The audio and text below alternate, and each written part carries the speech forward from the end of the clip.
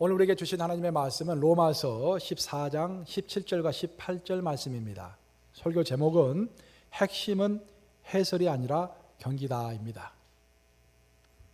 우리 두 구절이니까 함께 합독으로 하겠습니다. 시작. 하나님의 나라는 먹는 것과 마시는 것이 아니요 오직 성령 안에 있는 의와 평강과 희락이라. 이로써 그리스도를 섬기는 자는 하나님을 기쁘시게 하며 사람들에게도 칭찬을 받느니라. 아멘. 너무도 명확한 말입니다. 결국 사도 바울이 로마 교회에 하고 있는 이 결론적인 신앙생활의 지침인데, 너희 신앙생활에 의가 있는가? 또 너희 신앙생활에 더 나아가서 평화가 있는가? 더 중요하게는 너희의 현재 신앙생활에 기쁨이 있는가 한번 체크해보라, 그런 말입니다. 먹고 마시는 것 그런 것에 너무 신경 쓰지 말고 신앙의 본질, 의인이 되어 있는가? 또 너희 마음속에 또 다른 사람과의 관계에 평화가 있는가? 가장 핵심적으로 너희의 현재 신앙생활과 삶에 기쁨이 있는가? 살펴보라, 그런 말입니다. 우리 한번 두 사람씩 짝을 지어가지고 옆에 분 한번 보세요. 한번 스마일 한번 해보세요. 스마일. 기쁘게 한번 해보세요. 기쁘게. 스마일 해보세요. 한번 따라서 해보실래요? 스쳐가도 웃고, 마주보며 웃고, 무엇일까? 일부러도 웃자. 기쁨이 있어야 합니다. 기쁨이. 언젠가 정확하게 기억이 나지 않는데 한 번 이제 월드컵이 열려서 우리 한국팀이 이제 축구를 했어요. 그때 있었던 일입니다. 제가 꼭 그것을 보고 싶었는데 그 당시에 제가 가지고 있던 TV에서는 스포츠 채널이 나오지 않아서 볼 수가 없었어요. 그래서 이제 아예 포기하고 밀린 일이나 하자 하고서 일을 쫙 하고 있었는데, 혹시나 하는 마음에 TV 채널을 가지고 한번 돌려봤어요. 리모컨 가지고 돌려봤더니 아니, 그 스페니시 채널에서 축구가 중계가 되고 있는 것입니다. 한국 팀이 축구하는 게.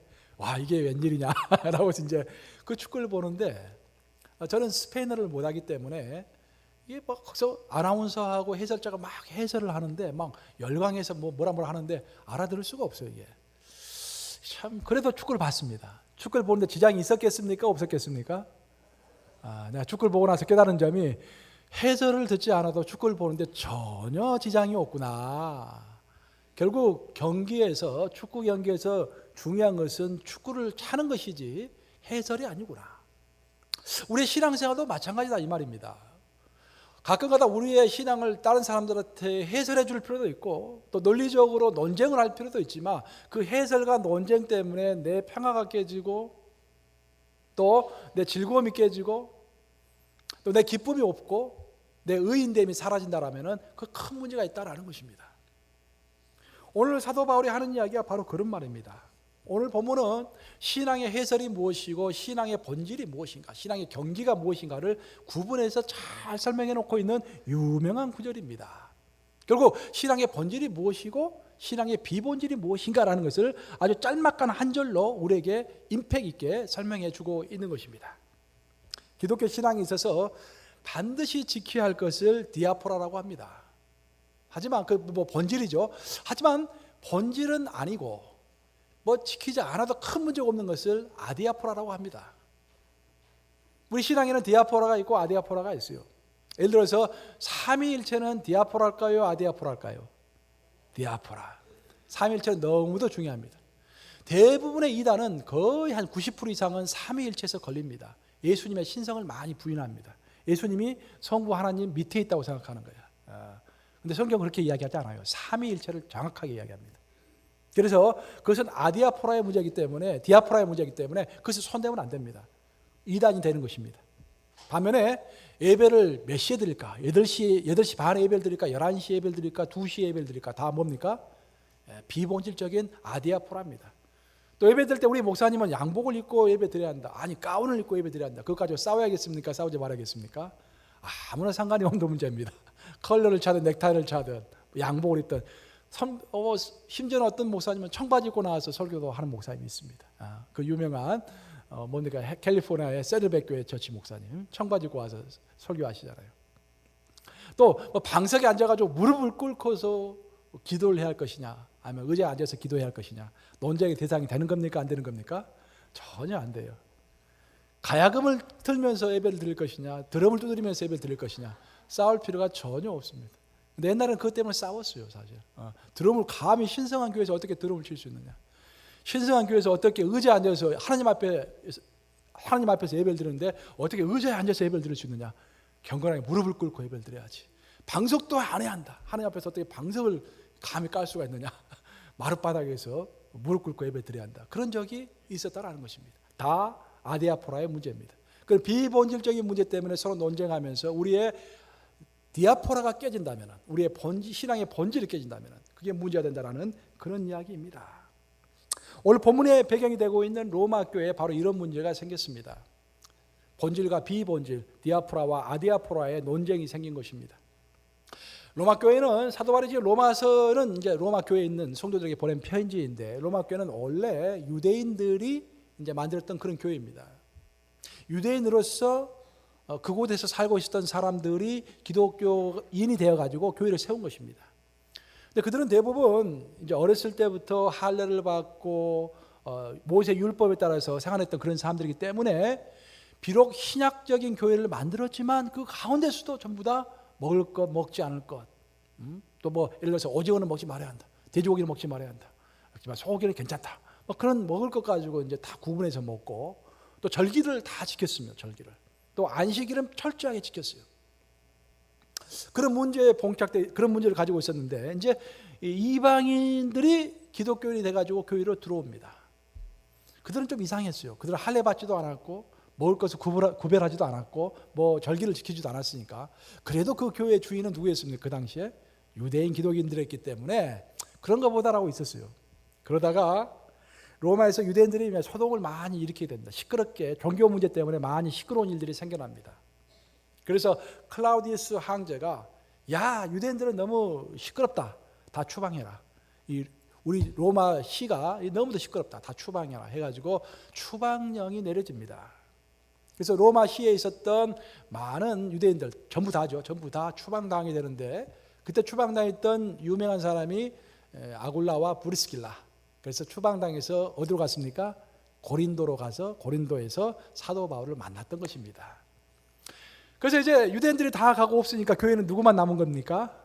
이방인들이 남은 거예요. 그래서 자기 교회가 된 겁니다. 그리고 이방인 방식대로 자유롭게 신앙생활을 했습니다. 그러다가 세월이 지나서 이제 추방령이 철폐가 되고 추방됐던 유대인들이 다시 다 로마 교회로 돌아온 것입니다. 돌아와서 교회에 딱 봤더니 이게 웬일이야?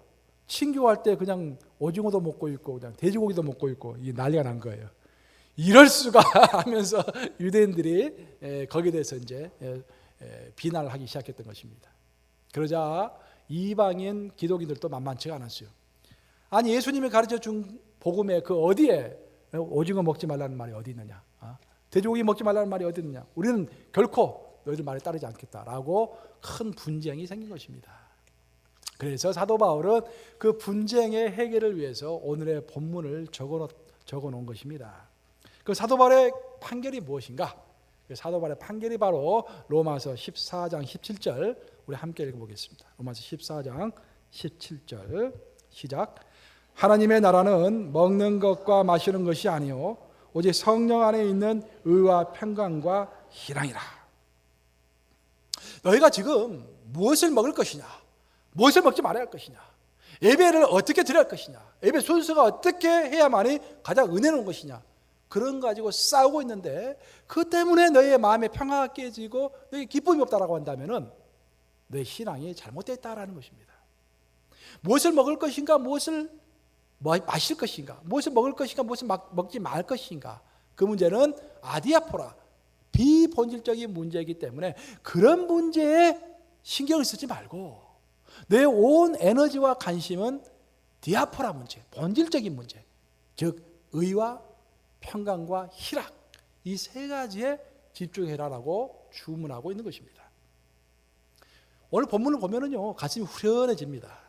왜냐하면 신앙이 복잡하게 느껴질 때가 있잖아요. 이것도 해야 되고 저것도 해야 되고 막 복잡하게 느껴질 때가 있는데, 사도 바울은 정말 딱 세 단어로 신앙이 무엇인가, 신앙의 핵심과 본질이 무엇인가를 딱 설명하고 있는 거예요. 첫째는 뭡니까? 의, righteousness. 두 번째는 평강, 평화, peace. 세 번째는 희락, 기쁨, joy. 내가 신앙의 본질 안에 들어가 있는가 아니면 신앙의 비본질 속에서 헤매고 있는가라는 것을 보려면은 내가 정말 의인으로서 현재 살아가고 있는가, 내 마음에 평화가 있는가, 또 내 마음에 기쁨이 있는가. 이 세 가지의 S라고 대답하면은 나는 신앙의 본질 안에 들어가 있는 것입니다.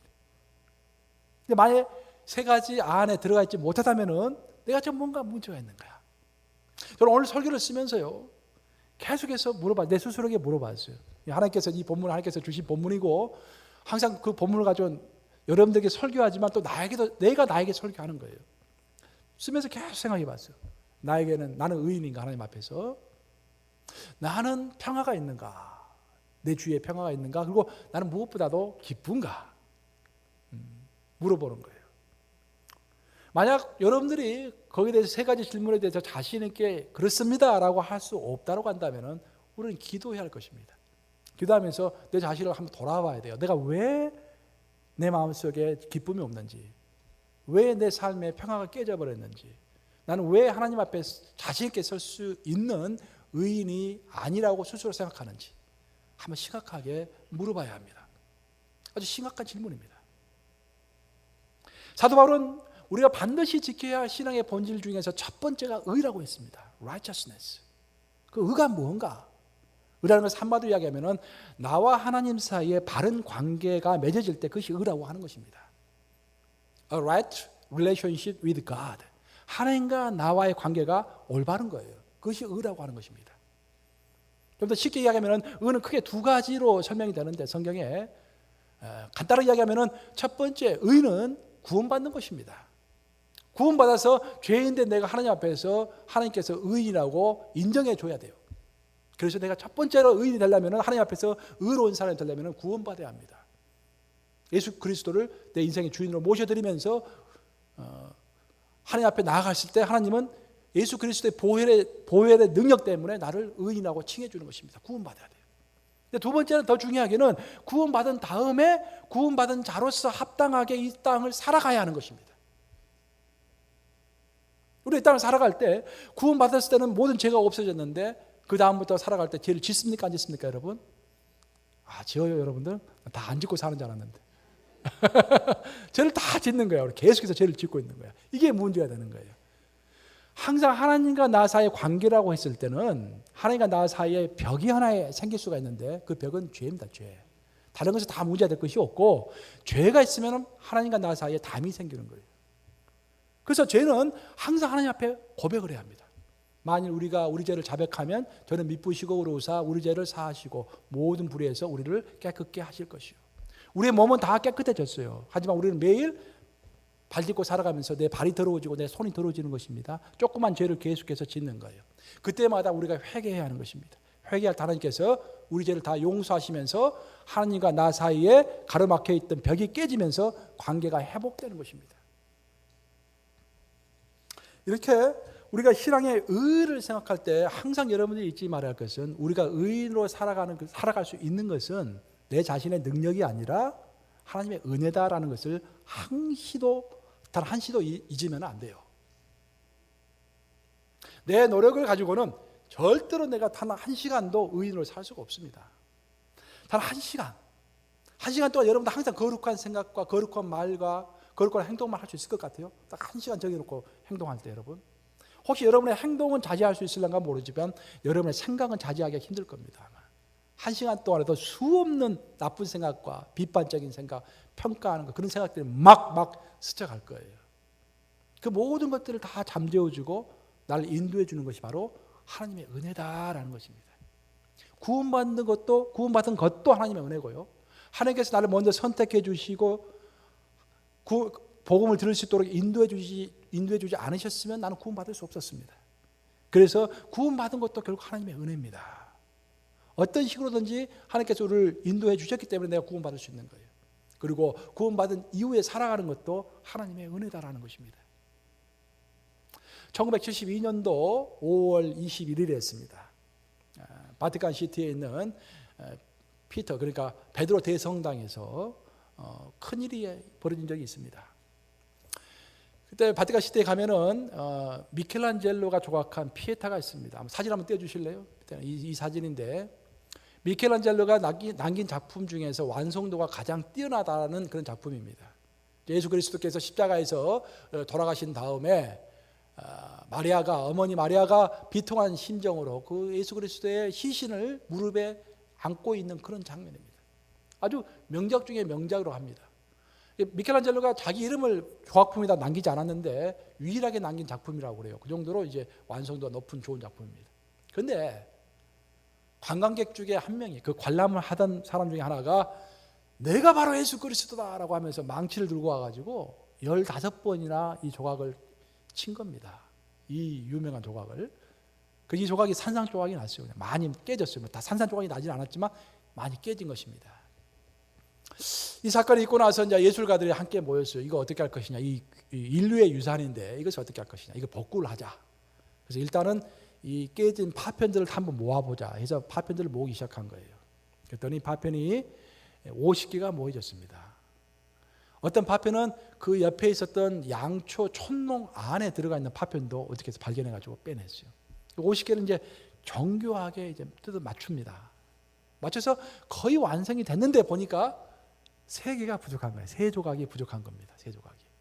그래서 이 3조각을 찾기 위해서 바티칸 시티가 전 세계에 광고를 합니다. 혹시라도 이 3개를 가져간 사람이 있으면 가져오라고. 찾았을까요? 못 찾았을까요? 어떤 관광객이 그때 깨질 때 기념품으로 삼아야겠다 해가지고 몰래 3조각을 숨겨가지고 집에 갖고 갔다가 양심의 가책을 받고서 3조각을 가져온 겁니다. 그래서 그 3조각을 가지고 조립을 해서 이렇게 다시 우리가 지금 보고 있는 상태로 완벽하게 복원이 된 것입니다. 사실 이것은 실화이지만 사실 실제로 있었던 이야기지만 저는 이제 이 이야기를 들으면서 이것이 바로 은혜다라는 생각이 들었어요. 우리의 삶에 있어서 죄라는 것은요, 망치와도 같은 것입니다. 하나님께서 우리를 의인이라고 칭해 주시고 구원받았을 때 우리가 의인이 되었지만 죄는요, 나의 의로운 모습, 나의 완벽한 모습, 나의 선한 모습으로요 사정없이 깹니다. 나는 이렇게 여기가 터져 나간 것 같고 여기가 터져 나간 것 같고 내 팔이 잘린 것 같기도 하고요. 내 자아가 완전히 내 신앙이 산산조각 난 것처럼 느껴질 때가 있습니다. 여러분 그런 적 느낀 적이 있으세요? 자주는 아니겠지만 어떨 때는 도저히 하나님 앞에 설 수 없을 것처럼 내가 죄를 지어서 산산조각이 난 것 같은 그런 느낌이 들 때가 있어요. 근데 그때조차도 우리 하나님은 포기할까요? 포기하지 않으실까요? 포기하지 않으신다라는 거예요. 내 조각난 것들, 다 흩어진 것들, 그 죄로 인해서 다 흩어진 것들, 내 자아, 다 상처, 하나님께서 다 모으셔가지고요, 그리고 다시 복구해서 완벽한 나로 만드신다라는 것입니다. 그것이 하나님의 은혜이고 그 하나님의 은혜 때문에 내가 항상 의인이 될 수가 있는 것입니다. 그래서 사도 바울은 우리의 신앙의 디아포라, 신앙의 본질, 첫 번째는 의인이 되는 것인데 사도 바울은 곳곳에서 로마서를 비롯해서 그가 썼던 13권의 서신서 곳곳에서 의인이 된다는 것은 하나님의 은혜에 의존하는 것이다 라는 것들을 강조해서 이야기합니다. 그래서 우리가 신앙의 본질 첫 번째는 의인이 되는 것이고 의인이 되기 위해서 우리는 하나님의 은혜에 전적으로 의지해야 한다는 것입니다. 두 번째로 사도 바울이 신앙의 본질로서 말하고 있는 것은 평강, 피스입니다. 평강, 피스. 여기서 말하는 피스라는 것은 평강이라는 것은 첫 번째로 내 마음속에 평화가 있어야 한다라는 거예요. 그리고 두 번째로는 나와 다른 사람 사이에 인간과 인간 사이의 관계에 있어서 평화가 있어야 한다 그런 말입니다. 오늘 본문의 배경은 아까 설명했던 것처럼 지금 로마 교회 안에서요 유대인 기독인들과 이방인 기독인들이 지금 싸우고 있습니다. 지금 그래서 평화가 깨진 거예요. 그들 사이에 집단과 집단 사이에 평화가 깨지니까 각각 개인의 마음속에도 평화가 깨져 있는 것입니다. 그래서 사도 바울은 그 평화를 깨라라는 거예요. 그 평화를 빨리 회복해라라는 것입니다. 그럼 우리가 갖고 있는 평화를 어떻게 회복할 것인가? 우리가 어떻게 평화를 회복할 것인가? 언젠가 미국의 그 정신건강협회가 있는데 미국 정신건강협회에서 글을 쓴 적이 있습니다. 이렇게 공개적으로 행복한 생애를 살기 위한 5가지 조건이라는 그런 글을 쓴 적이 있어요. 그걸 발표를 했는데 인류가 사람이 행복하게 살기 위해서는 5가지가 꼭 필요하다는 거예요. 이게 첫 번째가 뭔지 아세요, 여러분들? 평화롭고 행복하게 살기 위한 첫 번째가 영어로 말하면 톨러런스입니다. 톨러런스. 너그럽게 봐주는 것. 좀 더 참아주고 너그러운 것. 까다롭게 굴지 않는 것. 그것이 그 톨러런스가 있을 때 우리 사이에 평화가 생긴다. 그런 이야기를 해줬던 것입니다. 아주 오래전인데 제가 이제 그 운전을 처음 배울 때, 한국에서 운전을 처음 배울 때, 그때는 이제 한국에 운전 학원에 가서 제가 운전을 배웠어요. 그래서 이제 운전 교수하고 같이 이제 운전 다 배운 다음에 시내 주행을 했습니다. 시내 주행을 해서 나는 운전하고 그 운전 교수는 이제 옆에 앉아가지고 나를 이제 돌봐주는데 빨간불이 켜져서 나는 이제 차를 멈췄어요. 차를 멈췄는데 갑자기 뒷차가 나를 탁 받는 거야. 뭐 세게 받지는 않았지만 내 차를 받았어요. 좀 황당하더라고요. 근데 이제 그 사람이 미안하죠. 이제 뒷사람이 와가지고 막 내려가지고 이제 쩔쩔매면서 미안하다고 막 그래요. 그럼 이제 이 범퍼를 받았으니까 당연히 이제 보상을 해줘야 할 거 아닙니까? 이제 그 당시에는 뭐 대부분 한국에서 받치면 하다가 50만 원씩 막 이렇게 받던 시대니까 받아야 하는데 그 사람이 이제 막 조아리면서 미안합니다라고 했더니 하니까 그 운전 교수가 그렇게 이야기하는 거예요. 지금도 생생하게 기억하는데 아니 범퍼라는 게 받치라고 있는 것이지 뭘 그렇게 미안하게 생각합니까? 그렇게 이야기하는 거예요. 저는 그 말 듣고서 정말 인상이 깊었어요. 범퍼라는 것이 받치라고 있는 것이지 뭐 받쳤다 해서 뭘 그렇게 미안하게 생각하냐고. 물론 자기 차가 아니니까 그렇게 이야기했겠지만 저는 그 말 들으면서 이것이 바로 톨러런스다. 다른 것이 아니라 너그럽게 참아주는 것. 바로 이렇게 우리가 좀 너그럽게 참아줄 때 내 마음에 평화가 있고 우리 관계에 평화가 있고 결국 그것이 신앙의 디아포라, 본질을 지킬 수 있는 하나의 방법이다라고 성경은 곳곳에서 또한 소개하고 있는 것입니다. 마지막 세 번째로 사도 바울이 이야기하고 있는 신앙의 본질은 희락입니다. 기쁨, joy.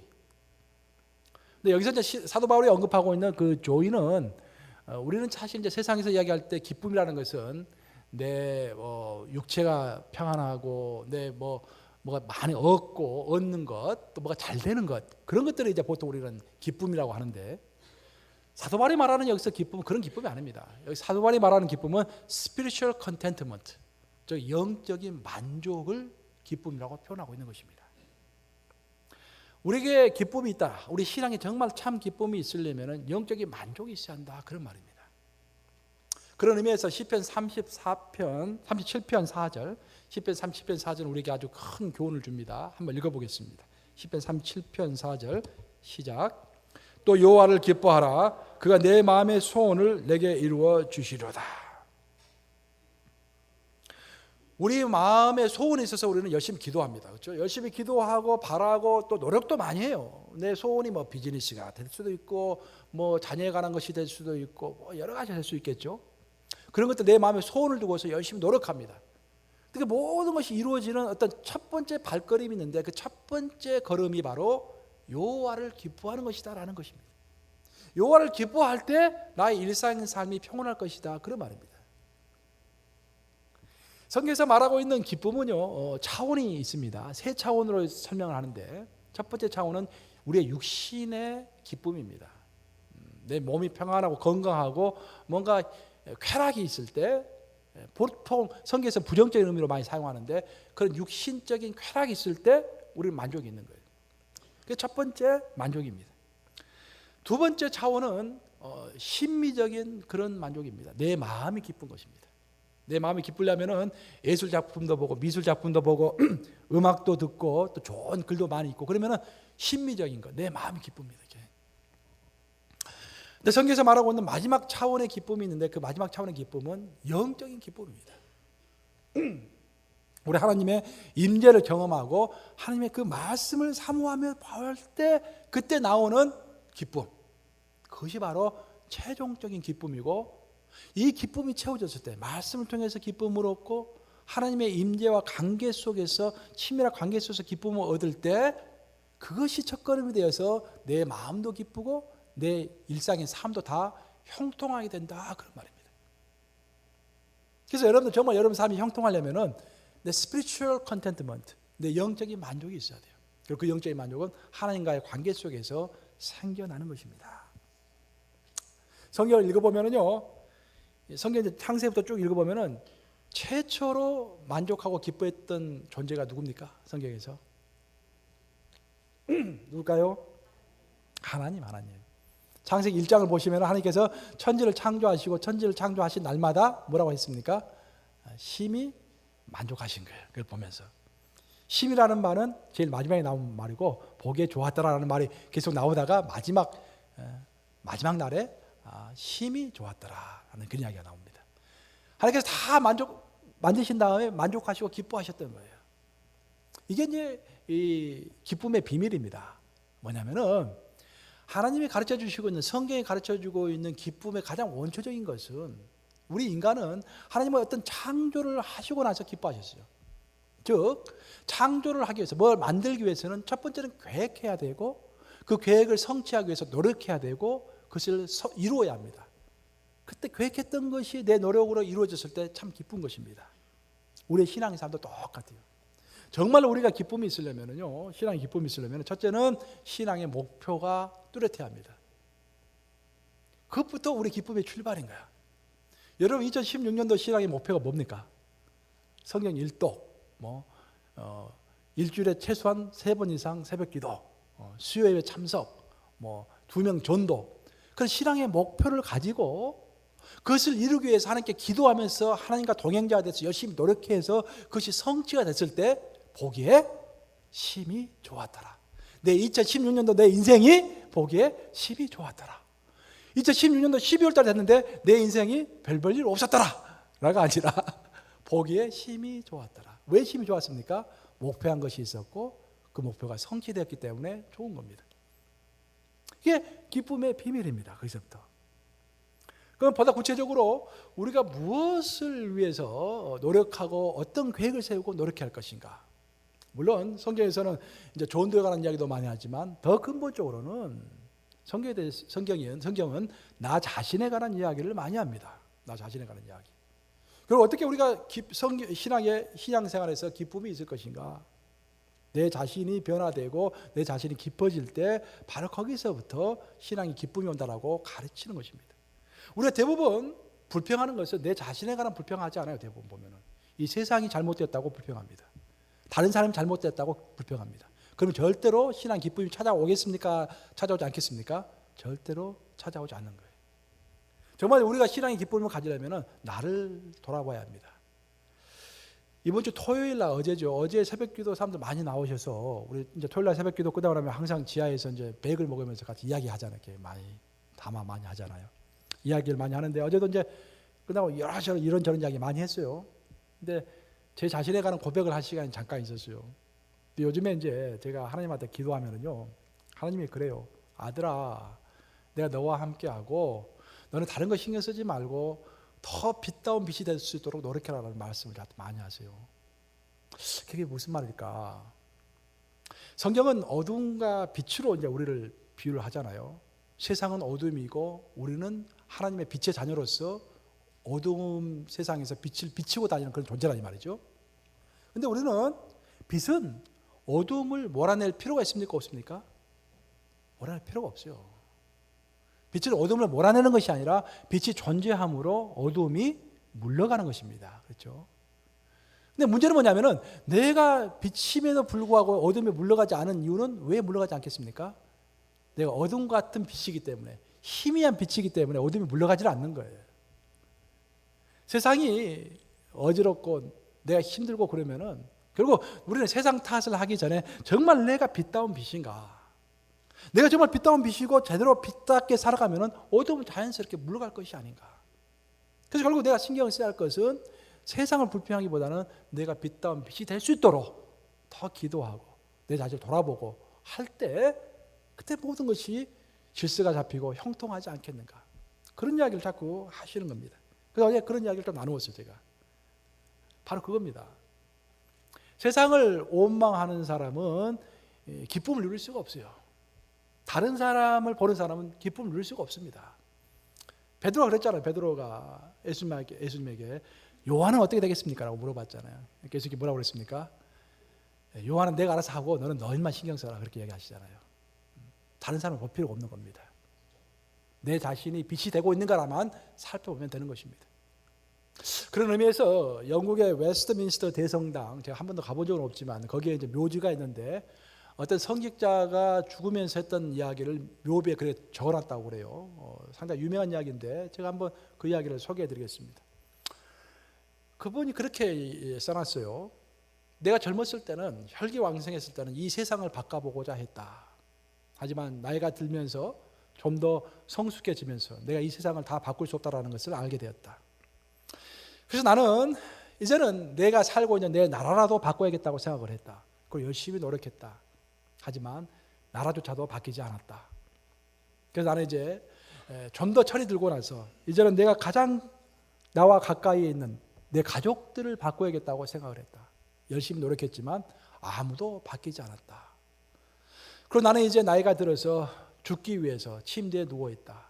죽기 일보 직전에 갑자기 깨달아진다. 내가 세상을 바꾸려고, 나라를 바꾸려고, 내 가족을 바꾸려고 노력하기 전에 만약 내가 먼저 바뀌었더라면 변한 나를 보고서 내 가족들이 바뀌었을 것이고, 나는 거기에 용기를 얻어서 내 나라를 바꿀 수 있었을 것이고, 내 나라가 바뀌면서 세상이 바뀌지 아니하였겠는가? 나는 왜 그것을 생각하지 못했을까? 결국 사랑하는 여러분, 이처럼 우리가 기뻐하지 못하는 가장 중요한 이유 중에 하나는 내가 변화가 되려고 하지 않고 오히려 세상과 타인을 변화시키려고 하기 때문에 기쁨이 사라진다, 그런 말입니다. 이제 말씀을 마무리합니다. 오늘 본문 17절과 18절인데 18절에 보시면은 그런 결론적인 부분이 나옵니다. 하나님이 기뻐하시는 신앙, 그리고 사람들이 칭찬하는 신앙은 신앙의 본질인 의와 화평과 희락, 이 세 가지를 가지고 있는 신앙을 하나님은 기뻐하시고 세상 사람들은 칭찬하신다라는 그런 말입니다. 우리는 엔진 오일을 수시로 점검합니다. 3,000마일, 5,000마일 이렇게 뛰고 나면은 제대로 엔진 오일이 이제 갈 때가 되었는가 생각해가지고 엔진 오일을 자주 갈아줍니다. 그래야만 차가 잘 돌아갈 수 있습니다. 우리 신앙도 마찬가지예요. 우리가 너무도 신앙의 비본질적인 문제 때문에 본질의 문제를 신경 안 쓸 때가 많이 있습니다. 근데 우리는 정기적으로 한 번씩 돌아봐야 돼요. 내가 정말로 의인으로서 살아가고 있는가? 내 마음속에 평화가 있는가? 내 마음속에 기쁨이 있는가? 물어보시고 하나님 앞에서 기도하시고 항상 의인으로서 항상 평화롭게 항상 기쁘게 신앙생활 하시는 여러분들 되시기를 주님의 이름으로 축복합니다.